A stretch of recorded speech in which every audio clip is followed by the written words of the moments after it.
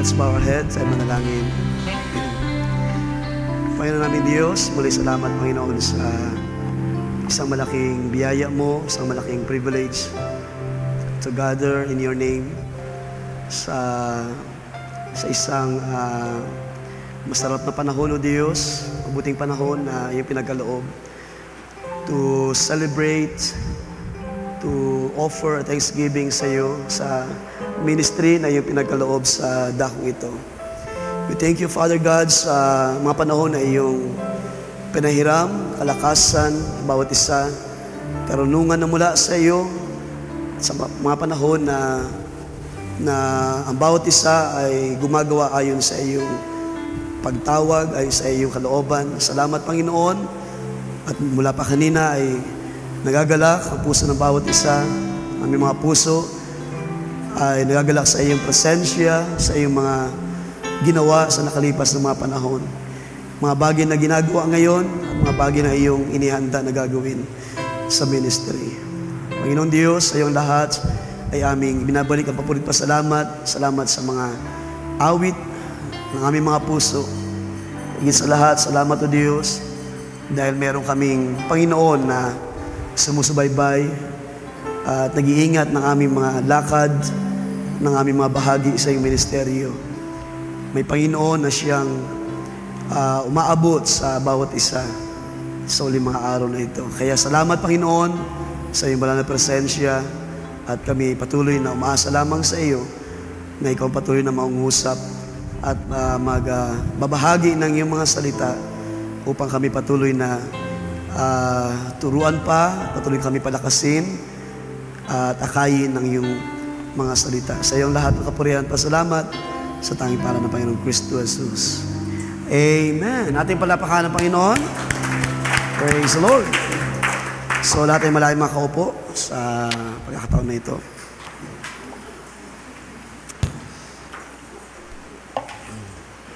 Dito na lang siguro sa baba. Dahil konti lang naman yung sabihin ko eh. Ano sa ba? 3:30? Okay, salamat sa Panginoon at salamat sa pagkakataon na binigay niya sa atin to celebrate this ministry, heart of worship. Ano ba sa Tagalog yan, Mother Gids? Isang puso na sumasamba. Heart of worship. Okay, thank you. Kung hindi ako nagkakamali, way back 2010,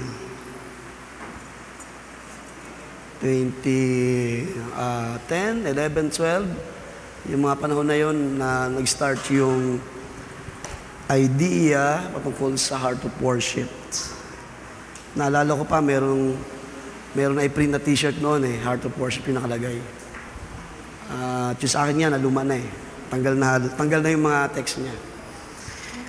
Salamat sa Panginoon sa hapon ito. So, konti lamang, just want to share something. Diyos ang mag-encourage sa atin pa sa ministry habang tayo gumagawa sa bahagi na ito. So, just want to read. Meron ba tayong operator? Meron. Colossians chapter 3, verse 23, whatever you do your work heartily, as for the Lord and not for people, knowing that it is from the Lord that you will receive the reward of the inheritance. It is the Lord Christ whom you serve. Salamat sa mga salita ng Panginoon. 32 years na, tama no? 32 years. Since 1993. Nang ito ay actually may music ministry naman since nag-start ang gawain sa GMA. Pero kung ating titingnan kung paano ito nagsimula, ay nagsimula sa magitan ng isang brother, si Brother Jesse, na binigyan ng zealousness. So yung ating pag-uusapan, serving the ministry of the Lord with zeal. Binigyan siya ng zealousness ng isang Alab, zeal. That was 1993. Napagpaplanuhan na rin na luwangan itong extend yung church dahil that time maliit lang yung church nung nagpapasimula rito. Siguro dyan sa dulo ni Brother Jobit at tong dulo ng sister. So yun lang yung church dati, maliit lang siya. So nung may mga plano na na-extend, paluwagin, ay doon din nag-start ang ating Brother Jesse, pangalawa sa aming magkakapatid, ng burden to start to organize.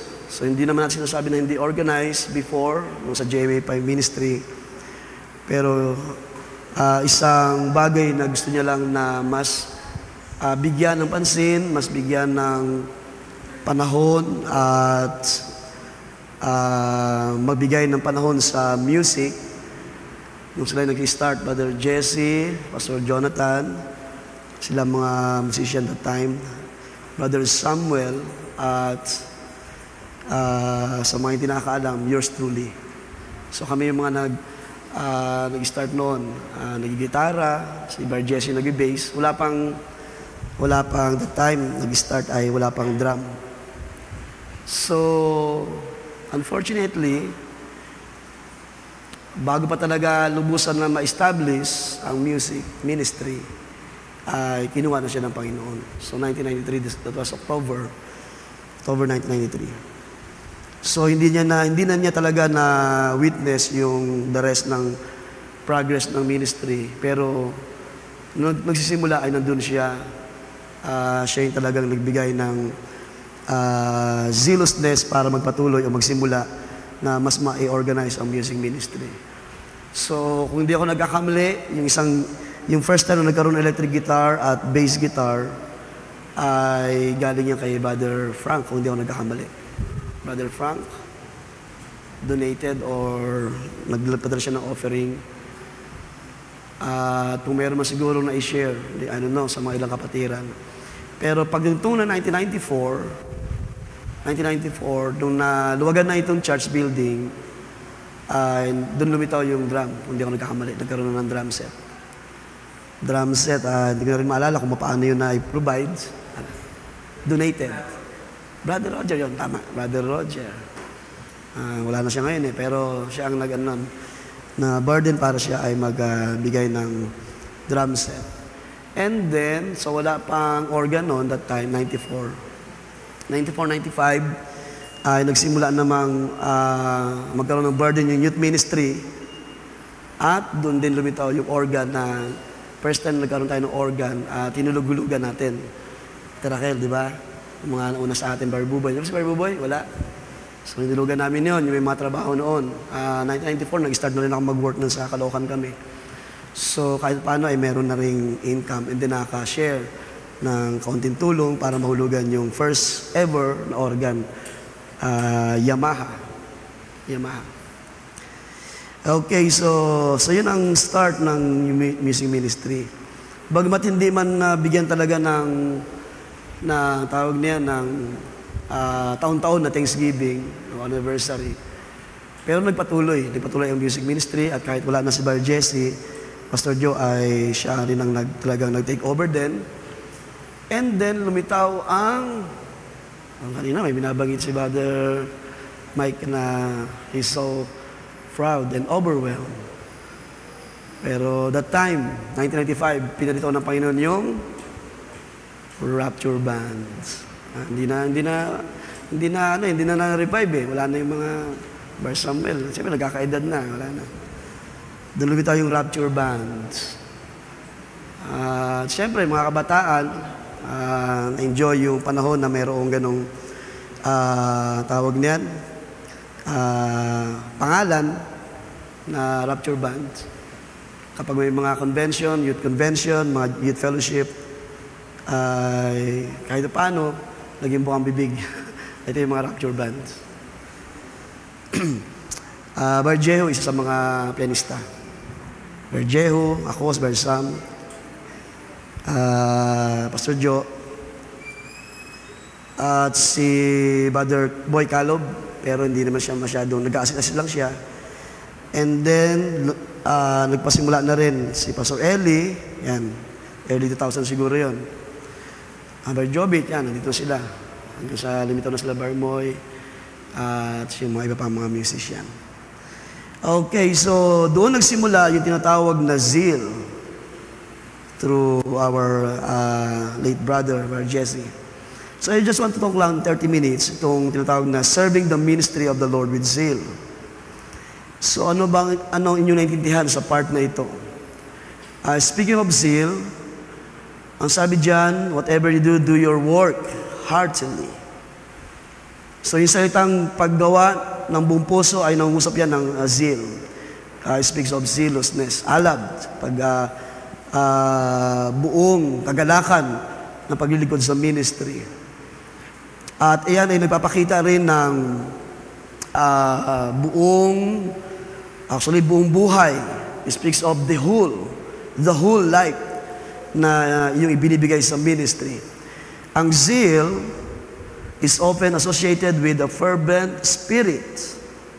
So kung meron tayong fervent spirit, na of course yan ay galing sa Panginoon, diyan magsimula yung tinatawag na yung burning passion, a burning passion for God and His work. Paano kayo gumagawa sa ministry na mayroong nagbaburn, mayroong zealous, mayroong alabs? Because hindi talaga natin magagawa ang ating bahagi without the Spirit of God na sa atin, yung nagdadala sa atin, yung nagbibigay ng zealousness. Otherwise, magiging sarili lang natin ito na bahagi sa ministry. Pero, meron akong tanong sa inyo about the zealousness.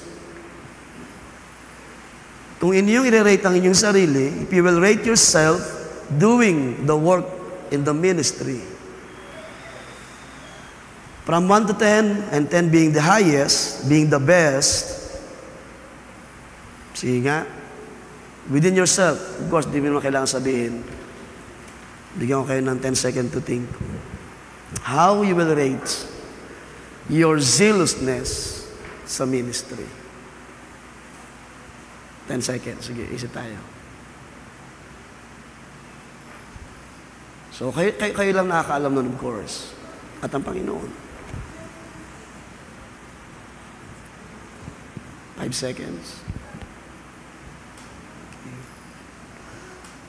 So, I think meron na kayo na ibigay. At kayo lang din mismo nakakaalam ng kung gaano niyo nire-rate ang inyong sarili doing your work sa ministry.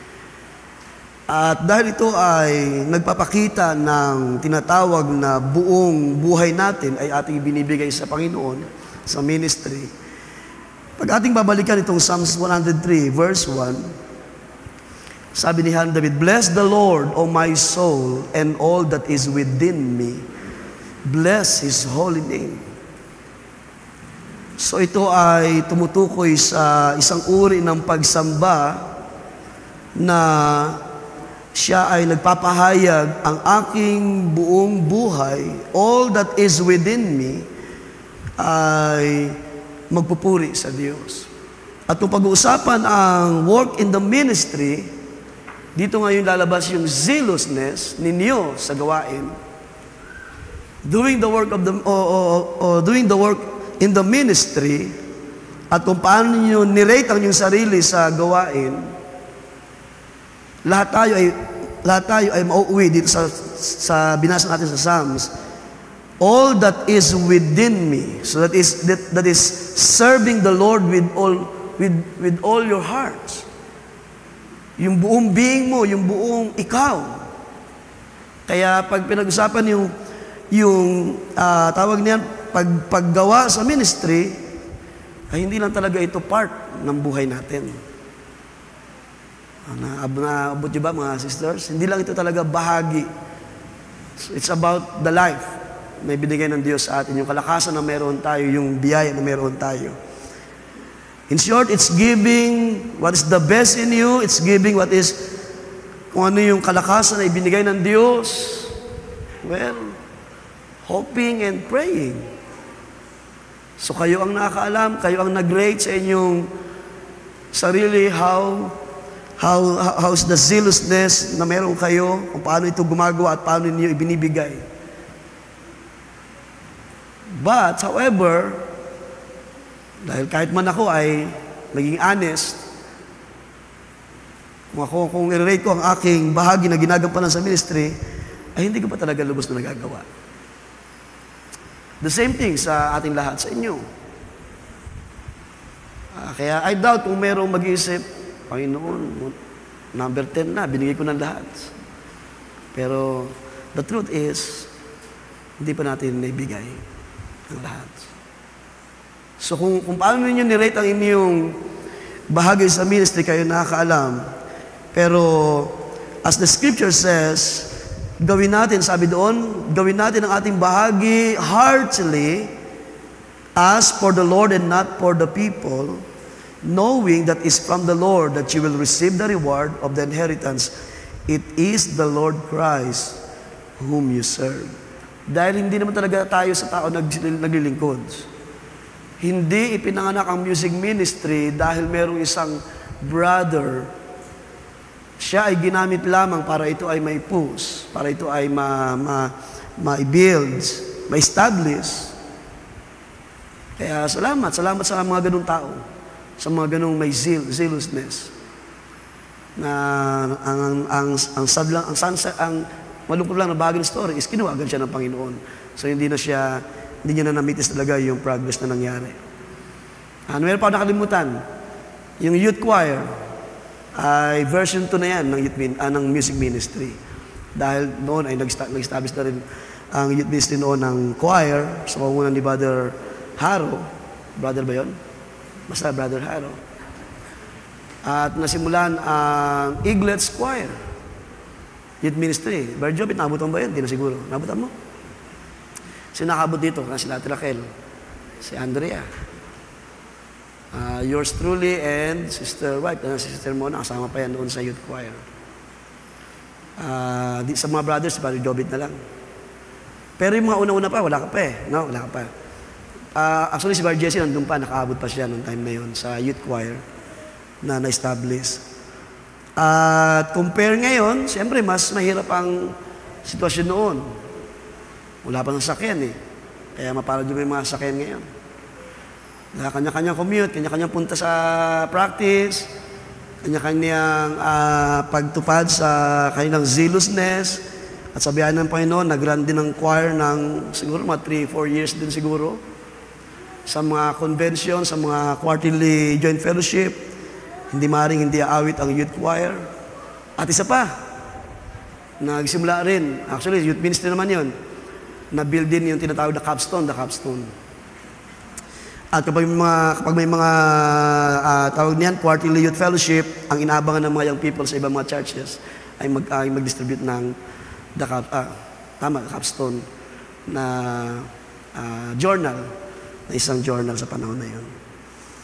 So doon nagsimula itong tinatawag na zealousness, and I just pray na ito ay nagpatuloy sa inyo. Sabi sa ating binasa, doing the work heartily. At ito ay meron ding actually kinalaman sa ating pagkakilala sa ministry ng Panginoon. Kaya hindi tayo sumusunod sa tao, tayo ay gumagawa hindi sa gawa ng tao, kundi tayo ay naglilingkod sa Panginoon at gumagawa sa ministry ng Panginoon. Kaya kung gaano ninyo kakilala or kung gaano ninyo naunawaan ang Panginoon sa buhay ninyo, at kung gaano na lumalalim ang inyong relasyon sa Panginoon habang nagpapatuloy sa ministry, iniwala ko na ganun din lumalalim ang inyong zeal. So kapag lumalalim ang inyong relasyon, ang inyong tawag niyan, pagkauhaw, ang fellowship sa Panginoon. So habang lumalalim yan, mas lalong lumalalim ang desire, ang zealousness, yung pag-alab ng ating mga kagalakan. Isang bagay lang mga aking pinag-pray, nawa hindi tayo nandito because of course, hindi mawawala yung mga closest friends natin sa ministry. But I just pray, it's not because of friendship. Kahit sa mga brothers, sa ating lahat, kundi ang ating zealousness ay nakabase kung ano ang pinapakita ng Panginoon sa kaniyang pagbibigay ng kaniyang ministeryo sa dakong ito sa ating gawain sa bulihan. I just want to read, let's read to Matthew 22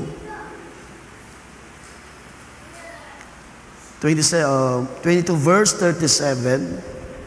So ang zealousness ay may kinalaman sa pagkakilala sa ministry ng Panginoon. So ibig sabihin, kung hindi mo talaga kilala o hindi mo naunawaan ang ministry na ito, pwede mong ibigay yung iyong buhay, ang lakas, pero hindi mo rin maibibigay talaga lahat. Somehow, sa isang bahagi ng iyong pagtupad sa gawain ng Panginoon, may mga bagay na, may mga panahon na talagang kapag dumating yung mga trials, dumating yung mga pangangailangan, dumating sa point na wala nang trabaho or wala nang pinagkakitaan, it really affects. Talaga makaka-affect yan sa ministry. At pwede tayong malungkot, malumbay, hanggang sa hindi na rin tayo masyadong aktibo. So naapektuhan na yung ating bahagi sa ministry. However, kung ating kilala ang ating Panginoon na nagsabi, sabi dyan, Matthew 22 verse 37, you shall love the Lord your God with all your hearts, with all your soul, and with all your minds. This is the first and great commandments. And the second is like it, you shall love your neighbor as yourself. So, kung ngayon ay sabihin natin, based sa rate na binigay ninyo, kung kayo nakakaalam, siyempre, hindi naman siguro nung kayo nagpasimula, hindi na ganun ang inyong naibabahagi sa ministry. Ibig sabihin, kahit paano, lumago na. Tumaas na. Siguro kung nagsimula tayo, of course, 1, 2, 3. Kung ngayon, kung nasa 5 ka na or 6, ang rate, so ibig sabihin, meron pang panahon, meron pang bahagi sa iyo na pwede mo pang maibigay sa Panginoon. Di ba? At lahat naman tayo ay papunta doon sa, kumbaga, sa mas mataas na kalagayan ng pagtawag. At ngayon tayo ay nasa process ng pagpapatuloy sa ministry. So kung mas lumalalim ang pagkakilala sa Panginoon, ay mangyayari itong sinabi ni Jesus, you shall love the Lord your God with all your heart, with all your soul, with all your mind. So ibig sabihin, the more nakilala mo ang Panginoon, the more na mas alam mo yung ministry, at the more na mas maibibigay mo yung buhay mo, yung lakas, yung ikaw, yung sarili mo. At wala ka nang i-reserve, kumbaga. Siguro yung bahagi na lang ng buhay natin, dahil hindi naman ibig sabihin niya, kapag binigay mo na ang lahat sa Panginoon, ay pababayaan mo na yung sarili mong pangangailangan. So hindi naman ganun. Hindi naman ibig sabihin na hindi tayo mag-work, mag-negosyo, mag-trabaho, para sa mga pangangailangan. Pero I hope na nakukuha ninyo na ang zealousness, doing the work, doing the ministry or serving the ministry of the Lord with zeal, ay nagpapakita ng ating buong buhay na ibinigay na sa Panginoon. Ibinigay na sa ministry. Siguro naman wala na sa ating mag-iisip na beyond this ministry, meron pa tayong ibang pinapangarap. Hindi ko naman sinabi na mali rin ang mag-isip ng ibang bagay. Pero kung pag-usapan ng ministry, ito na yun. Ito na tayo. Ang kailangan na lang, lumago tayo sa salita ng Diyos, lumago sa pagkaunawa sa kalooban ng Diyos, lumago sa maraming mga bagay, hanggang sa yung rate natin sa ating sarili kanina, ay dagdagan pa ng biyaya ng Diyos. Dagdagan pa tayo, kung masipag na tayo, dagdagan pa tayo ng sipag, ng sikap. Diba? Dagdagan pa tayo ng joy, kagalakan. Dagdagan pa tayo ng excitement. Are you excited pa rin ba sa panahon na kayo ay nagka-practice? Sino sa inyo, excited pa rin? Excited pa rin kayo? Okay, maya. Or baka just for the sake na lamang ng ating mga ginagawa before na parang naging kasanayan na lang ba? So I hope hindi naman siguro. At nakakatuwang isipin dahil habang mas tumatagal ay mas lalo nagpapalitaw ang Panginoon ng mga bahagi sa ministry. Nandiyan na ilang mga brother. Kung kanina umawit yung mga musician, mayroon na kayong mayroon ng backup ng mga musician. Diba? Hindi na magiging mahirap. Dati kasi pag naghahandog kami ng awit, talagang awit kami na kami yung magtutugtog. Kung gitarista ka. Nung maawit doon yung Rapture Bands. So wala pang backup musician.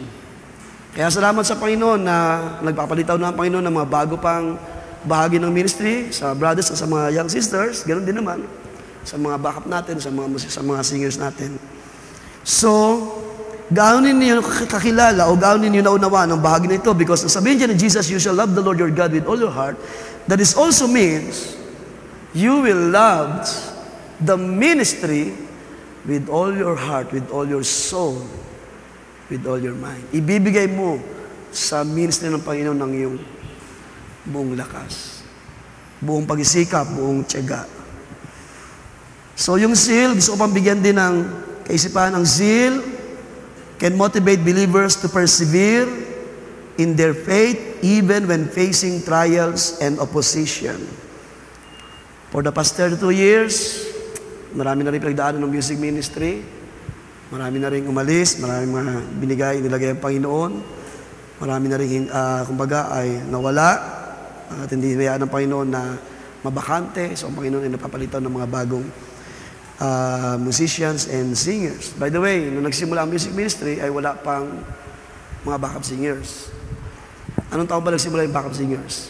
Sino pwede magbigay? 2010? Meron na ba nun? 2010? Or mas earlier pa?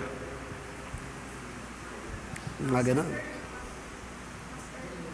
Mga 2005? Mga ganyan, siguro. By the way, tanongin ko nga, sino rito yung mga unang-unang backup? Yung mga unang-una? Si Salome, si Ina. Sino pa yung iba kasama nila noon? Dalawa lang sila? Dalawa lang sila. So doon nag-start yun, I think. Si Salome. O yan, 2010. So, nauna sila Salome at Ina. Pero yung kanyang best friend nawala So, that's one thing. Kapag hindi mo ibinigay sa Panginoon ang iyong buong puso, buong kaisipan, buong buhay, kahit gaano kaganda yung umaawit, sa panahon ng trials, ay mawawala rin sila. So that's the sad part.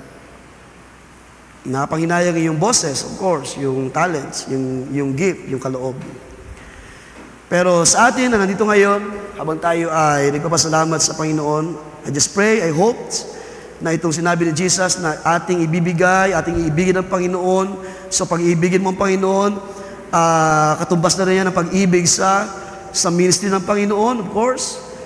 Ang pag-care, sabi dyan. And the second is, sabi dyan, you shall love your neighbor as yourself.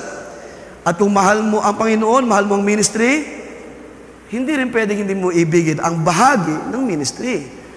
Yung bumubuo ng ministry. Hindi mo rin pwedeng sabihin na ito lang ako, ito lang tayo.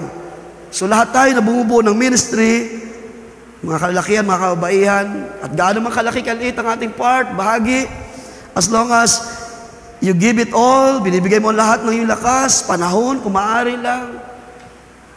Of course, balance lang natin. Work hard, study hard, pero mas bigyan natin ng masigit na diin o bigat o reason kapag tayo ay gumagawa sa ministry. Dahil wala na pong mas hihigit sa ministry ng Panginoon. At wala nang higit pa sa reward na nag-aantay dun sa binasa natin, that the Lord is the rewarder. Wala nang higit pa dyan. Sa ating mga pagsisikap dito sa laman, sa mga pangailangan, matatapos yan. Eventually, matatapos ang trabaho, ang negosyo, pero hindi ang ministry. Ang ministry ay magpapatuloy. So, ang zealousness can motivate believers para sa tinatawag na perseverance. And again, base sa pag-rate ninyo, gaano ninyo nire-rate ang inyong pagsisikap sa ministry? Gaano ninyo nire-rate ang inyong perseverance? Yung bang tipo na minsan hindi maiwasan, no? But just to cite an example. Hindi ko alam, of course, ang mga kadahilanan ng mga panahon na sometimes, kahit man tayo ay naka-schedule, but sometimes, ay may mga panahon tayo ay nagpapas, di ba? Di naman may iwasan yun. Pero, ano yung ating damdamin kapag tayo ay nasa mga ganung panahon? So, lahat naman siguro dito ay dumaan doon, no? Yun ba ay naging parang bahagi na natin? What I mean is, naging kasanayan na ba natin? Pag parang ayoko muna umawit, so magkapas muna ako. Something like that, parang ganun. Ibig sabihin, without any reason at all. Yung wala talagang malalim na reason. Ikaw lang at ang Panginoon nakakaalam. Excuse, inom lang ako. Ikaw lang at ang Panginoon nakakaalam.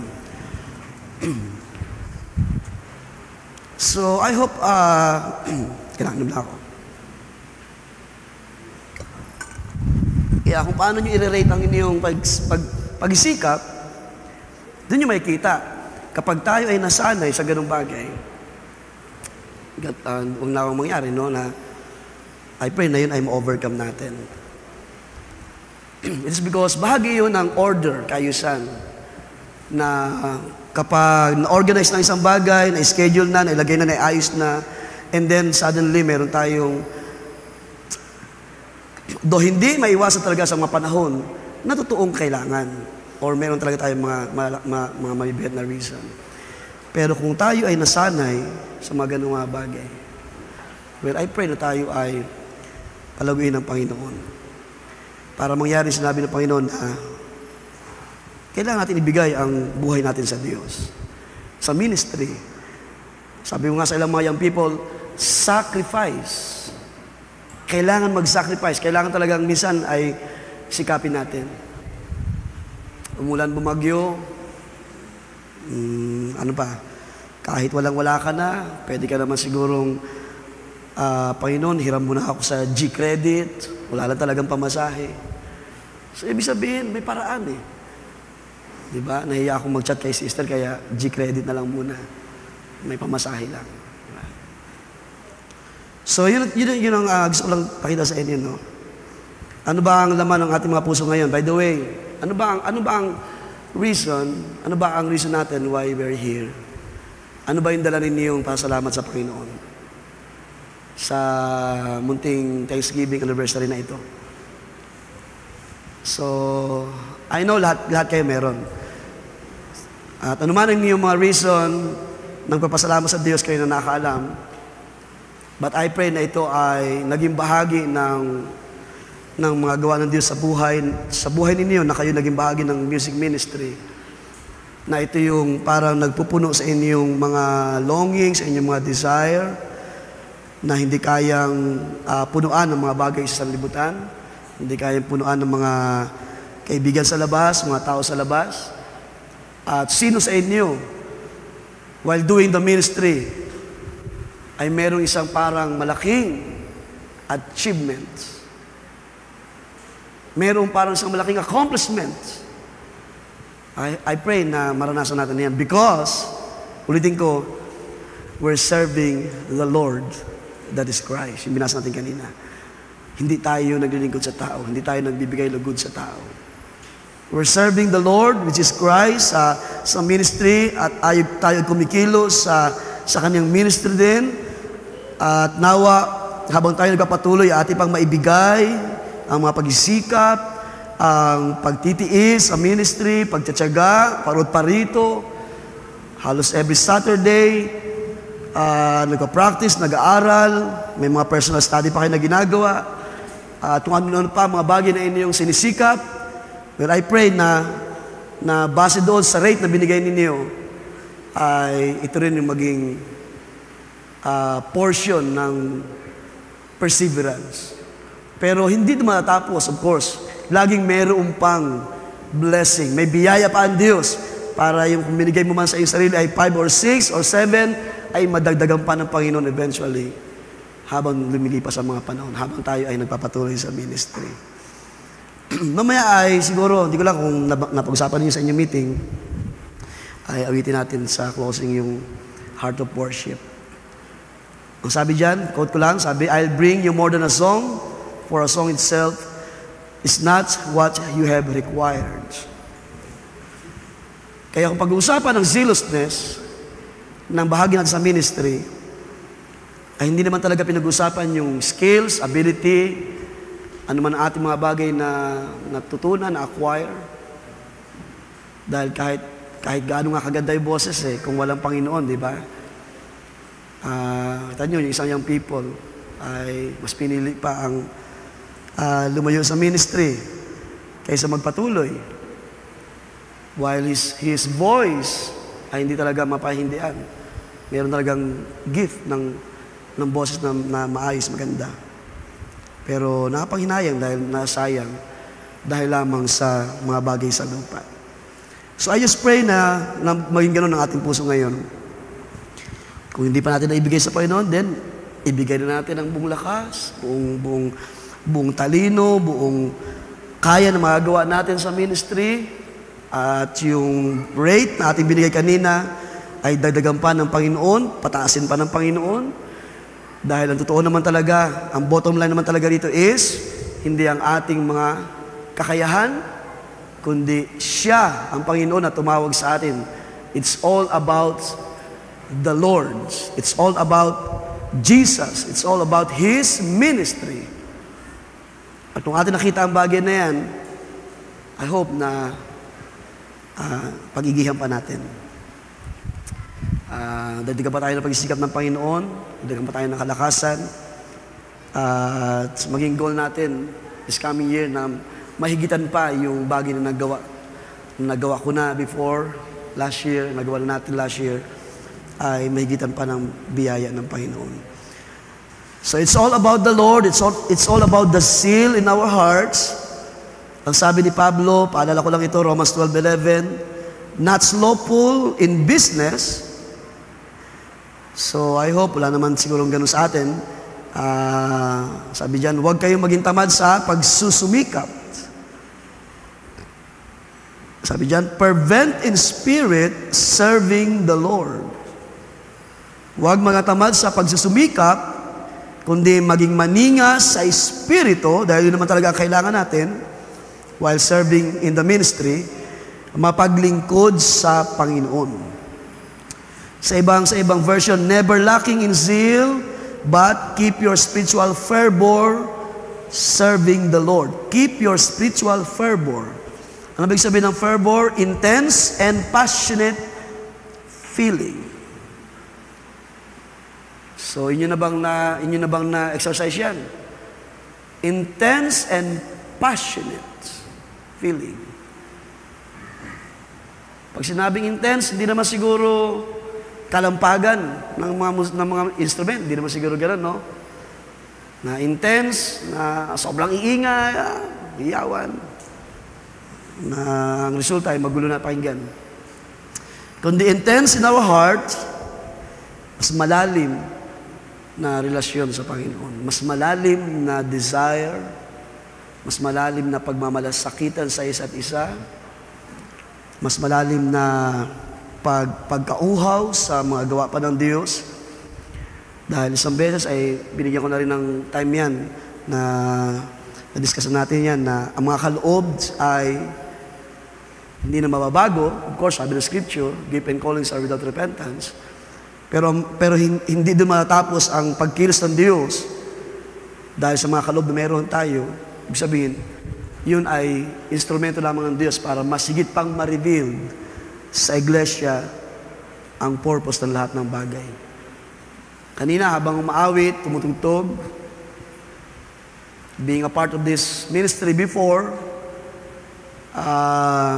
na-enjoy ko yung music, yung sound, yung boses. Salamat sa mga boses na binangon ng Panginoon, mga binigyan ng maayos na boses. Basta huwag na natin kopyahin yung mga boses ng boses ni Eric Santos. Yung medyo umaalon-alon. Huwag natin medyo gayahin.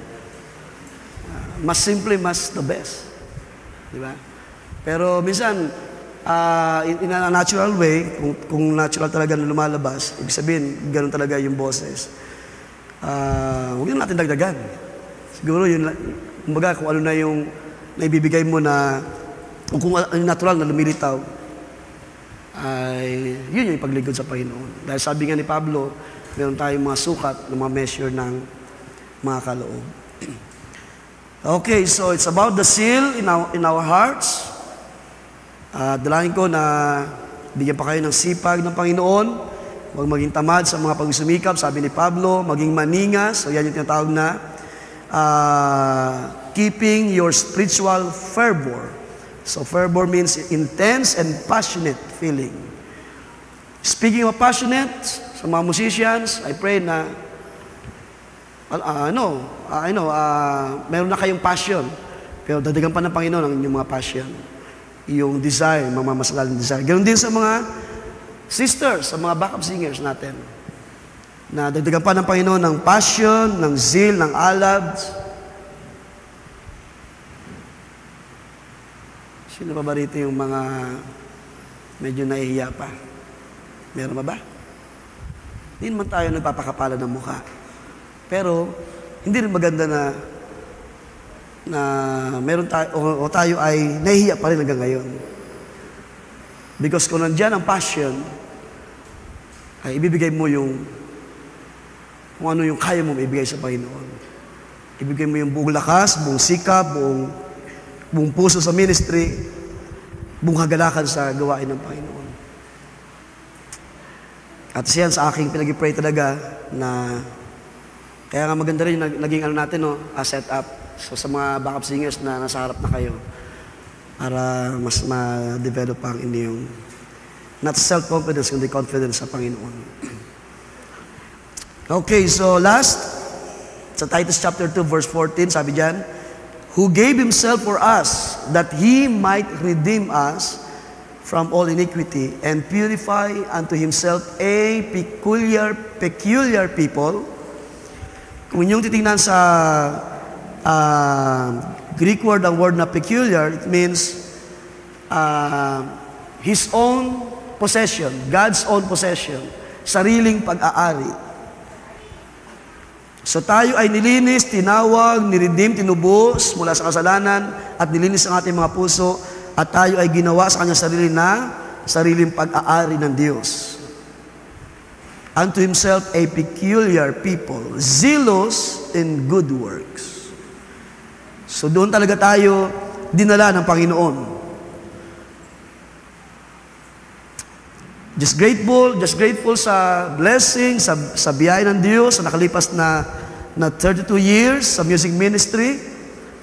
Dahil hindi rin naman natin talaga magagawang magsikap kung hindi tayo binayaan ng Diyos ng kalakasan. Hindi rin natin magagawang mga bagay na ginagawa natin kung hindi ang Diyos ang nagdagdag, nagbigay ng mga kaloob, mga pangangailangan, para tayo ay dalhin ng Panginoon sa tinatawag na zealous of good work. Remember, wala sa atin ang nag-desire nito. Diyos ang nagplano. Ang Panginoon ang nag-arrange, naglagay. Diyos ang nagbigay ng burden sa isang brother, nagbigay ng zealousness, nagplano sa biyaya ng Panginoon, under inspiration ng Diyos, nagplano, nanalangin, kung paano ma-acquire, dahil sa mga panahon na yon, magkano ang bass guitar, magkano ang electric guitar. Dahil that time ay, kumbaga ay ginagamit pa lang ay yung acoustic, yung hindi pa electric. 80s and then 90s, early 90s, paglipat dito, kung nagkaroon man ng maliit na amplifier, napakaliit, so ginagamit lang yun sa microphone lang, sa preaching, sa MC.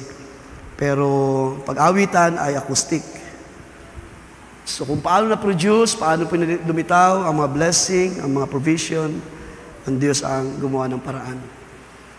Pero salamat, mayroong isang ginamit para magkaroon ng zealousness. At doon lumitaw yung kagalakan na ito'y bahagi pala ito sa pagtawag ng Panginoon. Salamat sa mga nagpasimula at salamat sa mga nagpatuloy na sumuporta sa mga kabataan noon hanggang sa mga bagong youth leader. Dahil ang music ministry at ang youth ministry ay hindi pwede maghiwalay, magkasama talaga yon. Dahil mula sa youth ministry, doon lumitaw ang mga musicians. Mula sa youth ministry, doon lumitaw yung mga backup singers. Salamat sa mga youth leaders, salamat sa mga nag-organize, nag-ayos, nag-arrange ng mga practices. Mula noon hanggang ngayon, salamat sa mga tulong ng bawat isa, salamat sa mga contribution, salamat sa mga panahon na nagbe-brainstorming minsan, di ba? May mga ideas, may mga kanya-kanyang kaisipan. To the point na minsan hindi nagkakasundo, nagbubunggo yung mga kaisipan natin. Meron tayong gustong gawin, yung isa meron gustong gawin, hanggang sa minsan ay dumadaan sa mga panahon na tough and rough. Pero salamat, sinamahan tayo ng Panginoon. Salamat na tinulungan tayo ng biyaya ng Diyos.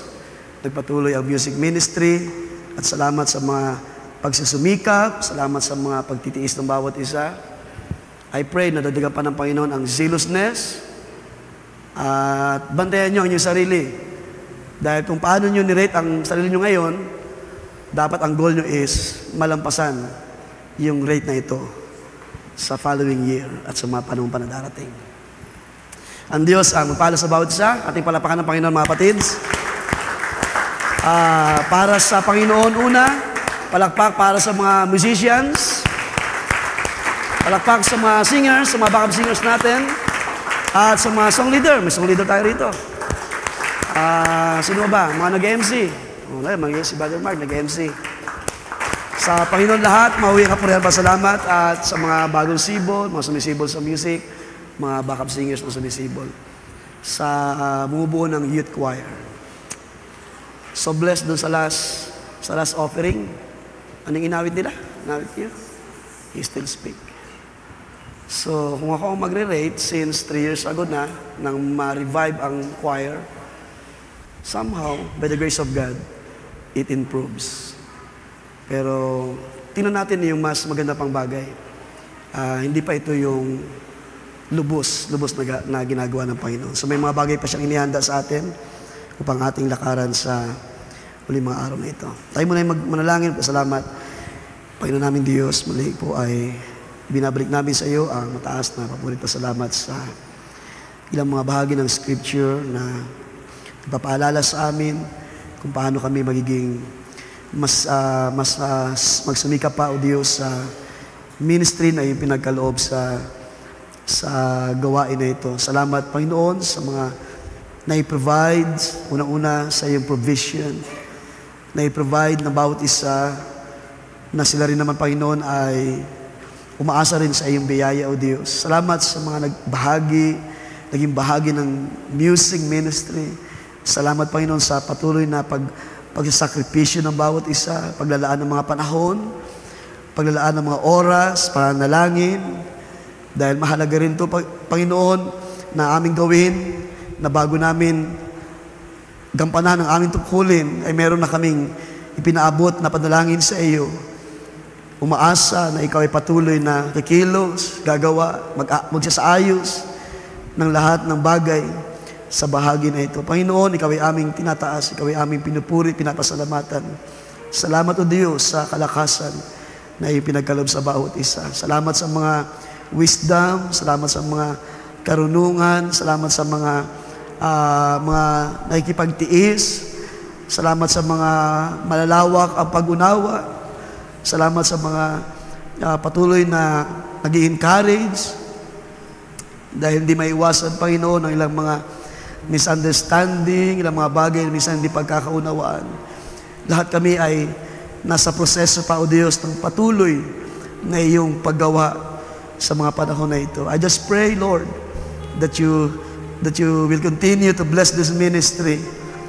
At kung ano pa yung mga bagay na kulang, ano pa yung mga bahagi namin na hindi pa namin na ipaglilingkod sa iyo. Tulungan mo kami, Panginoon. Tulungan mo kami, O Diyos, pasaganahin pa ang iyong biyaya ng habagatawa na magawa namin ng may kalakasan at kagalakan patuloy ang ministeryong ito. Bless your people, bless these brothers, Panginoon, mga sisters, O Diyos, sa mga bahagi na ito. Ang youth choir na naibalik, pagpalain mo, Diyos, pangunguna ng aming kapatid, Brother Gids. Ang music ministry as a whole ay patuloy na iyong i-bless. Ang leadership at patuloy pa, Panginoon, na magpalitaw ka ng mga kaloob sa mga bagay na ito, O Diyos. Aming mga backup singers, Lord, hindi ito natatapos, Panginoon, ng iyong plano, ang iyong mga paggawa sa buhay nila. Ikaw ay meron pang biyaya, meron ka pang sapat na kalakasan upang ito'y pagkaloob sa bawat isa, upang higit pa nilang magawa, Panginoon, ang kanilang bahagi sa iyong ministry. Salamat, O Diyos, sa lahat ng bagay, maging sa technical team na iyong patuloy na inilalagay, sinasaayos. Kung mayroon mga kakulangan, mga lapses, salamat, O Diyos, dahil hindi ito magiging dahilan para hindi magpatuloy ang iyong gawain. Ito yung mga bahagi lamang na kailangan pa naming tingnan upang matuto kami sa maraming mga bagay. Kung kami man ay nagkulang, nagkamali, ay natuto kaming magpakumbaba at aminin ang aming mga pagkakamali, O Diyos. At magpatuloy, lumakad, mag-move on, at patuloy na mag-unawaan sa isa't isa. Palain mo lahat ng bagay, O Diyos, at kung mayroon pa mga pangailangan sa ilang mga bagay ay sa iyo namin pinagkatiwala. Sa iyo ang lahat, O Diyos, na mapapulit. Pasalamat, pagdakila, sa iyo ang kataas-taas ang pasalamat sa pangalan ng Panginoong Kristo Jesus. Everybody say amen.